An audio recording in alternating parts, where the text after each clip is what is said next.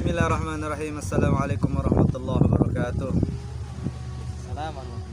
Nahmaduhu wa nusalli ala rasul karim.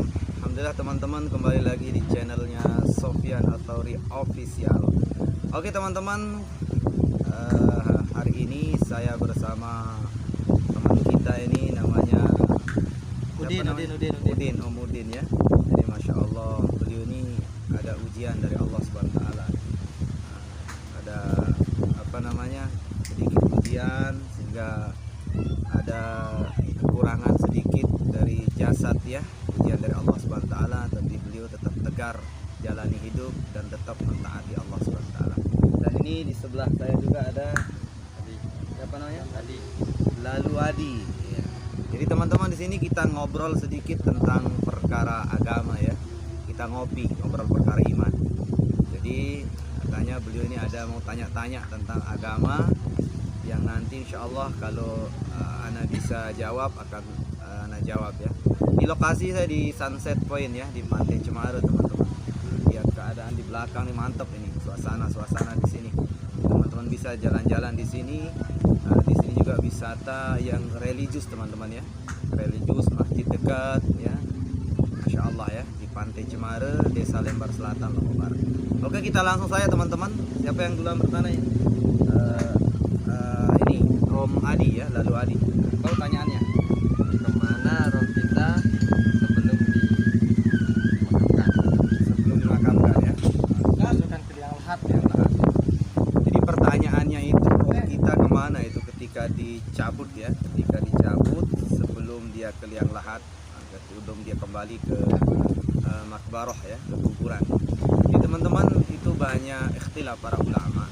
Yang intinya itu, ketika seseorang itu dicabut nyawanya itu, kalau dia itu taat kepada Allah, kalau orang taat, maka nanti ada malaikat khusus yang menyiapkan tempat roh itu dari sejenis mangkuk yang terbuat dari emas, kemudian dilapisi oleh sutra. Maka ini diletakkan di sana, roh kita itu diletakkan nih, kalau orang taat diletakkan, lalu dia dibawa naik ke atas, dulu, langit dulu. Nah, di sanalah roh itu didiamkan dulu. Nah, ketika nanti jasad kita ini udah dimasukkan ke dalam liang lahat, kubur ya, baru nanti akan dikembalikan lagi.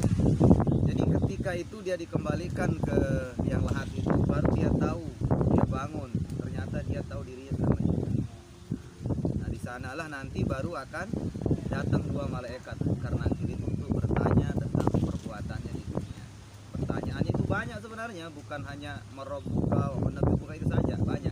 Tapi itu yang masyhur, yang jelas, dan itu yang wajib ditanya. Marabbuka, siapa Tuhanmu? Dan kalau orang taat itu bukan lisannya yang menjawab, tapi amal perbuatannya. Nanti amal perbuatannya itu akan jawab. Kalau orang itu di hidupnya di dunia senantiasa meyakini Allah, menyembah Allah, maka amalnya itu nanti marabbuka, siapa Tuhanmu? Maka amalnya itu akan menjawab, Tuhanku adalah Allah. Allahu Rabbi, Allah Tuhanku. Wa man nabiyuka, siapa nabimu? Kalau hidupnya terus hidupkan sunnah Nabi, cara berpakaian sesuai dengan cara Nabi, cara ibadahnya sesuai dengan cara Nabi, maka nanti jawabannya apa? Muhammad sallallahu alaihi wasallam Nabi. Jadi Nabi Muhammad lah Nabi. Nah, seperti itu. Tetapi kalau orang itu tidak taat ya, maka dicabut nyawanya itu seperti sakitnya itu, sakaratul maut itu. Seperti tahu bambu yang dibelah itu, bambu dibelah dua itu, kemudian kita itu seperti memeluk bambu itu dari atas. Bayangkan, tidak berpakaian, dalam keadaan tidak berpakaian, peluk itu bambu dari atas tuh dilepas ke bawah. Itu peluk yang kita peluk tuh bambu yang dibelah itu, dibilah itu. Bahwa pikirkan bagaimana sakitnya, lebih sakit sakaratul maut. Masya Allah. Maka ketika dicabut itu, nanti dia dikumpulkan bersama orang-orang yang tidak taat itu. Rohnya itu diletakkan di suatu tempat yang Masya Allah. Di sana itu dia luar biasa, udah mulai awalnya itu udah dimulai disiksa dia. Dari awal pencabutan tuh mulai kesakitan. Nanti diletakkannya itu roh itu dia ditaruh di bawah bumi yang paling bawah, 7 lapis bumi. Kalau yang taat dinaikkan ke langit rohnya. Kalau yang tidak taat ada tempat di bawah di kerak bumi yang 7 lapis di bawah, di sana diletakkan. Baru nanti setelah dimakamkan dikembalikan lagi ke jasadnya dan dia tahu bahwa dirinya akan meninggal. Dan itu kalau orang nggak taat tuh nggak perlu ditanya katanya, dia langsung disiksa. Gua nggak ditanya pun pasti dia akan bisa jawab karena dia tidak menyembah Allah ya. Apalagi orang kafir ya yang tidak mempercayai adanya Allah itu bahaya. Nah itu roh kita di sana. Jadi roh kita kalau orang taat itu diangkat ke Iliyin namanya, tempat tinggi.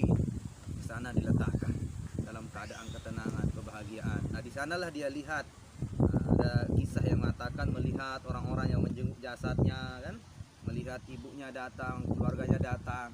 Nah, itu dia lihat dari tempat itu. Tetapi kalau orang yang tidak taat tuh dia di bawah bumi yang 7 lapis itu ada tempat diletakkan di sana. Nah itu memang istilah, artinya berbeda pendapat para ulama. Intinya itu adalah kalau orang taat bagus tempat rohnya, kalau orang tidak taat maka jelek tempat rohnya. Nah itu jawaban tentang roh itu di mana ketika orang itu saat dicabut nyawanya.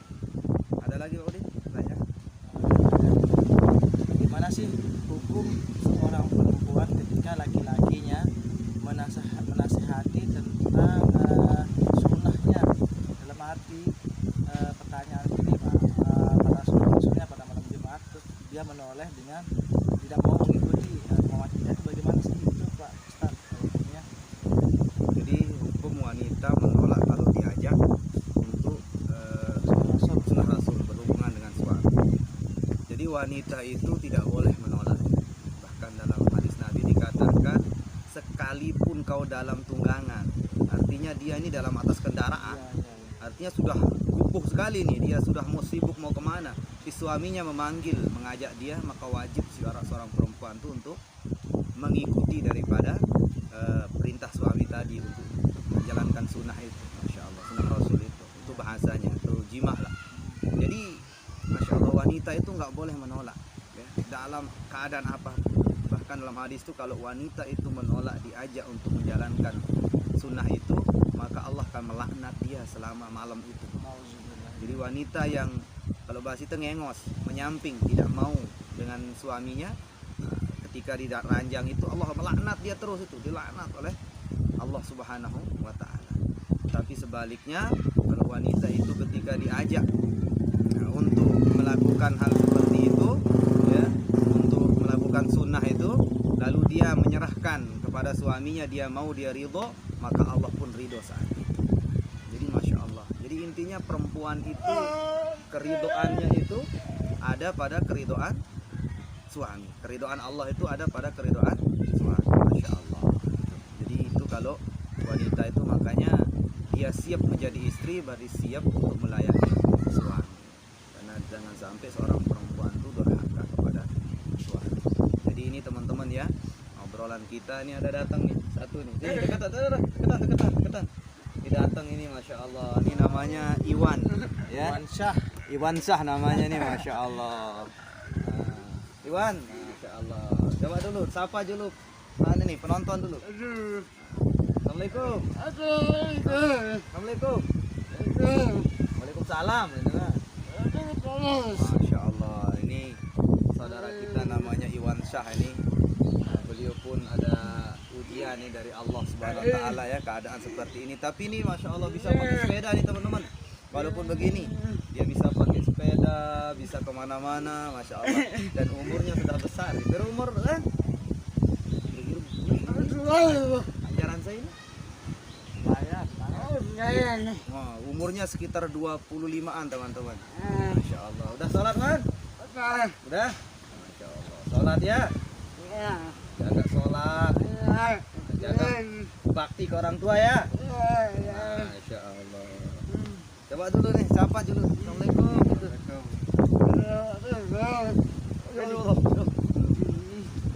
Masya Allah.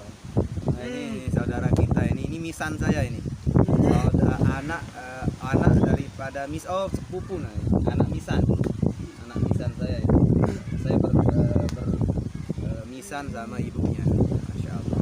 Oke teman-teman, ini dulu video tentang ngobrol kita, ngobrol perkaiman dengan saudara kita ini Lalu Adi. Lihat tatuan Lalu Adi ini, Masya Allah. Tapi beliau rajin ibadah sekarang sudah, Masya Allah. Sebab teman-teman ya, sebab kita sering bicara agama di sini, sekarang beliau jadi ahli ibadah. Walaupun gini-gini, ini namanya preman beriman. Itu pun ini Mas Udin, Masya Allah, walaupun dalam ujian seperti ini tidak pernah lupa masjid ya. Beliau di sini jadi tukang parkir ya. Jadi kalau kalian masuk ke wisata Pantai Cemara di Sunset Point ini, maka akan temui Pak Udin ini. Beliau ini juga rajin bersih nih, ahli kebersihan. Masya Allah, an-nadhafatul iman. Karena beliau meyakini bahwa kebersihan itu bagian daripada iman, setengah daripada iman. Masya Allah. Beliau ahli ibadah, jaga sholat, jaga taat kepada Allah. Mudah-mudahan Allah Ta'ala berkahi kita semua. Amin. Teman-teman sekalian, jangan lupa di share, di like, dan di subscribe channel Sofyan Athari Official. Assalamualaikum warahmatullahi wabarakatuh.